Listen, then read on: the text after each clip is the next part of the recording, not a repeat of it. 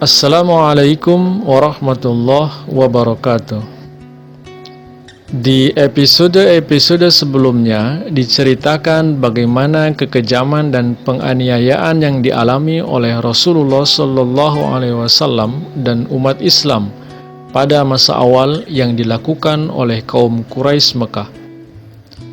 Ketika kezaliman itu memuncak, Nabi Muhammad Rasulullah SAW mengumpulkan para pengikut beliau dan sambil menunjuk arah ke barat, beliau SAW mengatakan tentang suatu negeri di seberang lautan, tempat orang tidak dibunuh karena berganti agama, tempat mereka dapat beribadah kepada Allah Subhanahu wa Ta'ala tanpa diganggu, dan di sana ada seorang raja yang adil.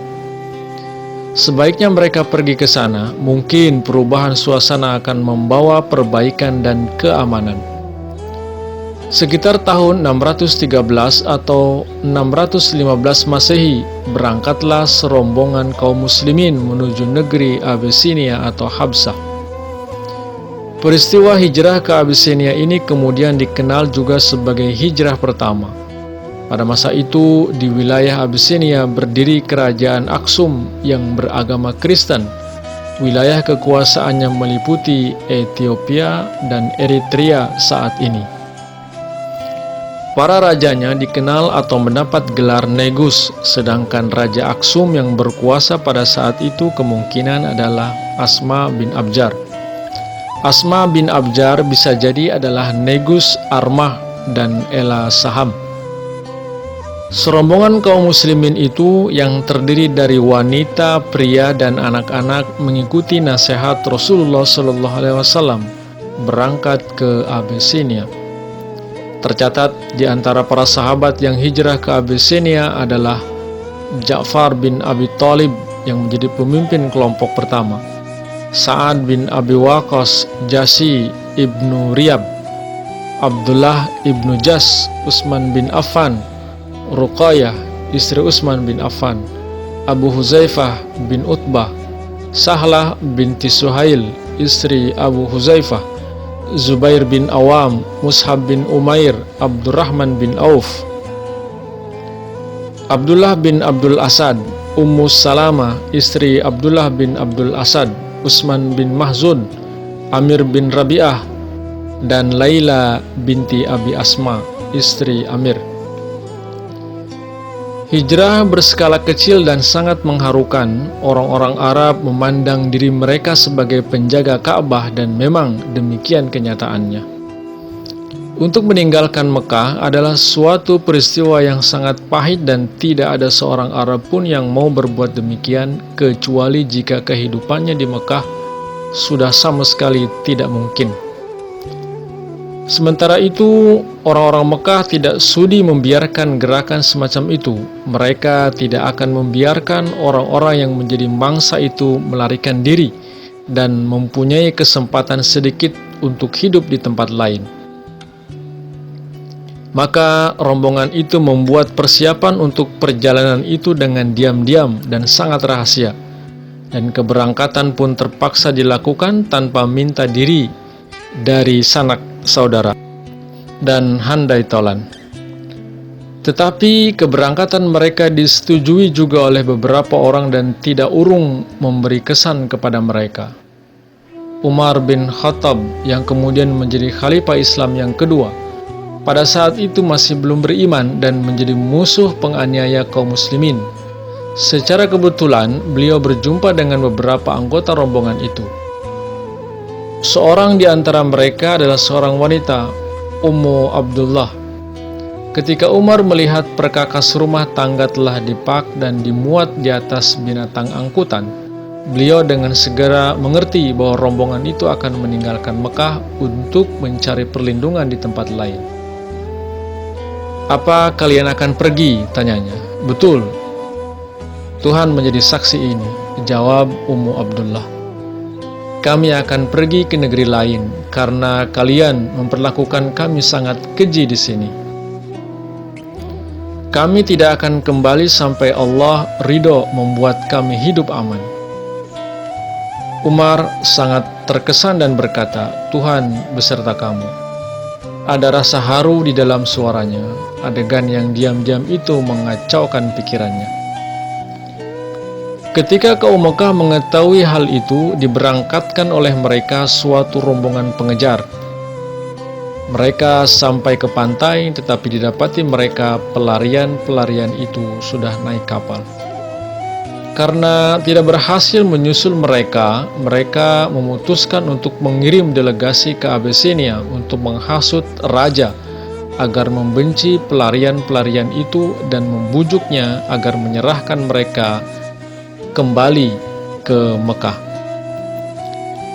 Mereka mengirim 2 orang penting mereka disertai dengan banyak bekal dan hadiah-hadiah bagi sang raja.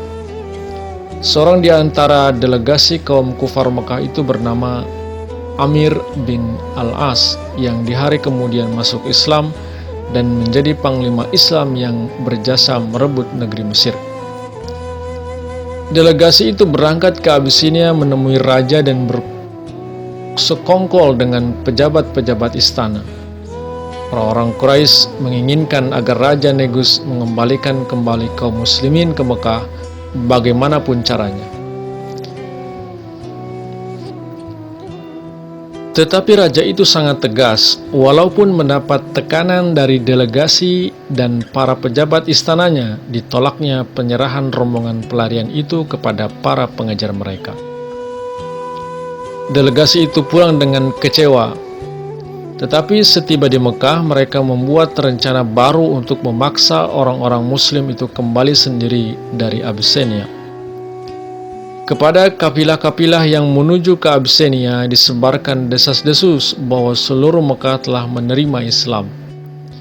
Ketika kabar itu sampai ke Abyssinia, beberapa orang muslim dengan gembira pulang kembali ke Mekah. Tetapi setibanya di Mekah, mereka ketahui bahwa kabar itu hanya isapan jempol dan tipuan belaka. Beberapa orang kembali lagi ke Abyssinia, tetapi sebagian lain memutuskan tetap tinggal di Mekah lagi. Di antara mereka terdapat Utsman bin Mahzun, anak salah seorang pemimpin kabilah Mekah. Utsman mendapatkan perlindungan dari sahabat ayahnya, Walid bin Mughirah, dan dapat hidup dengan aman tentram.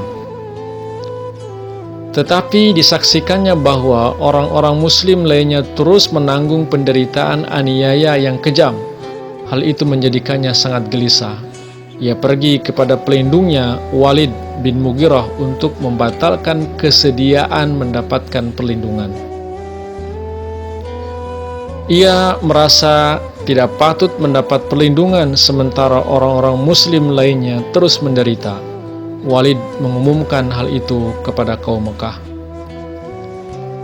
Pada suatu hari, Labid, ahli syair kenamaan dari Arabia, duduk di antara para pemimpin Mekah membawakan syairnya. Dibacanya satu baris yang mengandung arti bahwa segala karunia akan habis juga akhirnya. Utsman dengan tegas menyangkalnya dengan berkata, "Nikmat-nikmat surga itu kekal." Labid yang tidak biasa disangkal demikian naik darah dan berkata, "Kaum Quraisy, tamu-tamumu tak pernah dihina demikian sebelum ini. Sejak mana cara ini dimulai?"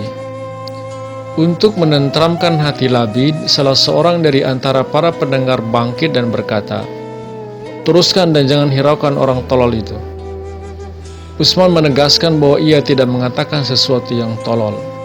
Hal itu membangkitkan marah orang Quraisy. Ia menyergap Utsman dan memukul keras matanya. Walid hadir pada peristiwa itu. Ia adalah sahabat karib ayah Utsman. Ia tidak sampai hati melihat perlakuan itu terhadap anak almarhum sahabatnya. Tetapi Utsman tidak lagi secara resmi dan dalam perlindungannya, dan adat Arab melarangnya sekarang untuk berpihak kepadanya. Jadi ia tidak dapat berbuat apa-apa.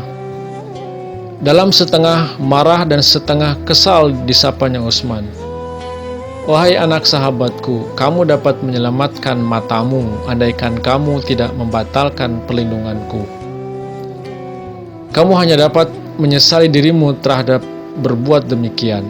Utsman menjawab, "Aku telah mengharapkan ini. Aku tidak mengeluh kehilangan mata satu. sebab mata yang satu lagi pun sudah sedia menunggu nasib yang sama.